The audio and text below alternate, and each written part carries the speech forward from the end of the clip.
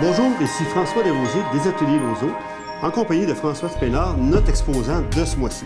Donc, on a une exposition particulière qui, je trouve, va bien avec l'été, c'est de l'infrarouge. Fais juste nous raconter un petit peu comment que tu es arrivé à faire ça de l'infrarouge, à cette exposition-là, peut-être aussi de où tu as commencé, mettons, au niveau de ta photographie, parce que l'infrarouge, c'est déjà mystérieux, c'est que si on rentre direct dedans, les gens vont être complètement perdus. Ça a commencé dans les années 70 avec le film.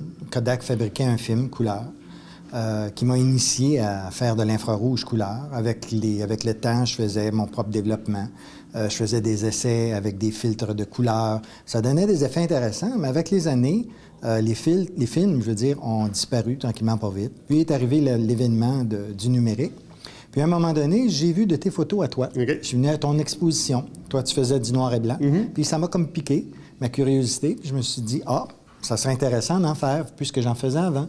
Puis tranquillement, pas vite, j'ai fait modifier un appareil Nikon pour être capable d'en faire sans avoir un filtre spécial qui ralentit la vitesse. Donc, ma caméra peut être utilisée d'une façon normale.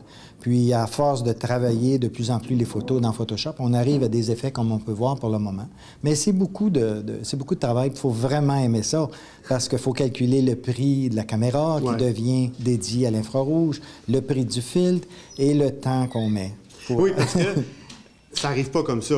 Pour en faire un peu, on sait que, il y a la prise de vue.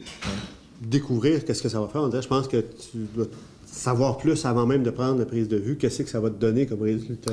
Tu as parfaitement raison parce que on apprend tranquillement pas vite la nature, à découvrir les arbres, les différentes essences, qu'est-ce qu'ils vont donner à force de faire des erreurs. On s'aperçoit, tiens, tel feuillu réagit mieux, tel conifère réagit mieux. Alors, il y a beaucoup de pratiques, mais à un moment donné, on vient qu'on s'habitue.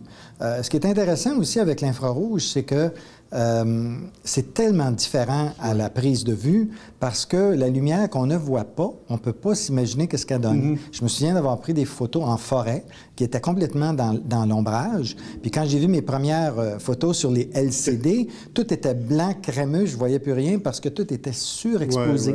Alors, des fois, il faut sous-exposer jusqu'à 4 stops pour faire des photos. Puis, naturellement, il y a le post-processing qui est long à faire quand même. Et c'est vraiment intéressant parce que tu dis des fois, ça, là, ça me semble, ça va être intéressant. Et je pense que ce qui est le fun, c'est qu'on découvre des heures de la photo qu'avant, on n'en faisait pas.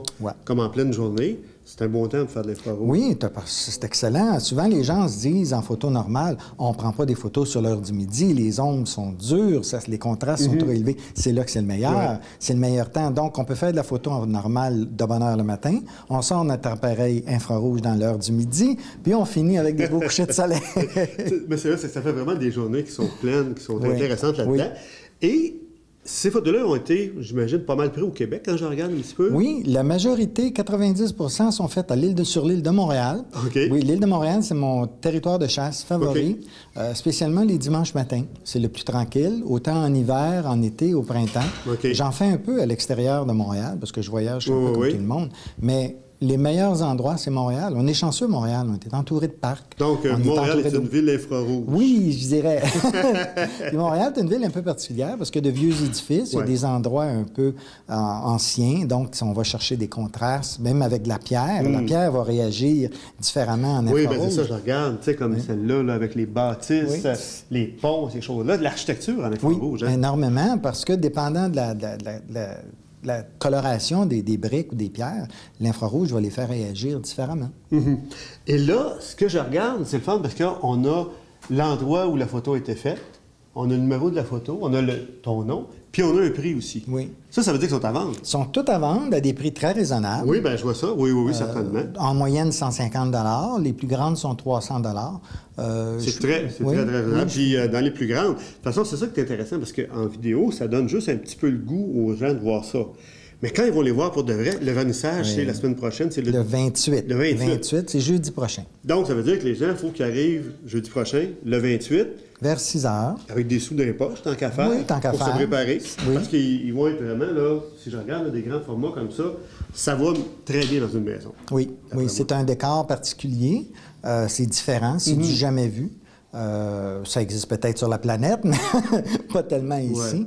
Donc, c'est un peu une première, je pense, pour l'Ozo. Aussi, je sais que toi, tu en as fait une en noir et blanc, mais en couleur, Ah oui, totalement dédié. J'ai quelques noirs et blancs aujourd'hui, mais seulement qu'un petit peu. Tu as combien d'œuvres au total? 39, 16, 20 et 3, 30, 40. Super. Ouais. Fait que vernissage est la semaine prochaine, le 28. On invite tout le monde à venir faire un tour. Je pense que ça va être vraiment quelque chose à voir. Tu vas être là si les gens ont des questions. Ah ben oui, absolument. Ça me fait plaisir de répondre aux questions. Si les gens manquent le vernissage, l'exposition est là jusqu'au mois d'août. 3 semaines, à peu près 3 semaines après. Oui, pour venir visiter. On vous invite fortement à venir voir ton exposition. Oui. C'est vraiment très, très beau. C'est inspirant. Moi, je pense que je vais me prendre une petite chaise pour pouvoir me promener puis m'asseoir devant chacune pour relaxer un petit peu des fois. Mais c'est vraiment ça, je trouve que ça donne comme impression. Oui, ça donne un effet spécial. Ah oui. Eh bien, félicitations. On est vraiment contents et chanceux d'avoir tes photos. Puis, on invite tout le monde. Oui, puis un gros merci à l'Ozo de nous permettre de faire telle exposition.